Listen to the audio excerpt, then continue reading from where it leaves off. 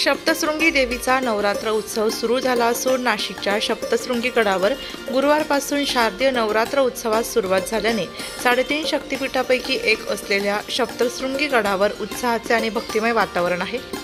सप्तशृंगी गडावर नवरात्र उत्सवाच्या पहिल्या दिवशीच भाविकांनी पहाटेपासून दर्शनासाठी मोठी गर्दी केली होती।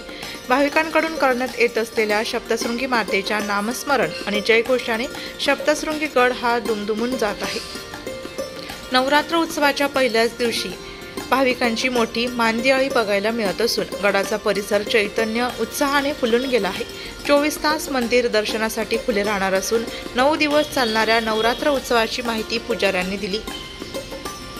शारदीय नवरात्र उत्सव सध्या चालू आहे। आता 24 तास सगळ्या भाविक भक्तांना दर्शनाची सुविधा मंदिर प्रशासनाने खुली केलेली। सकाळी 5:30 ला पहिली काकड आरती होते। 7 ते 9 भगवतीची शृंगार महापूजा, सगळे सुवर्ण अलंकार हे देवीला घातले जातात। दुपारी 12 वाजता महानैवेद्य आरती होते। संध्याकाळी शांतीपाठ होऊन 7 वाजता आरती होते। हे दिवसभराचं नियोजन आहे। महानवमीला बाहेर शतचंडी हवन होईल। दसऱ्याला बळी होऊन या उत्सवाची पूर्ण होती।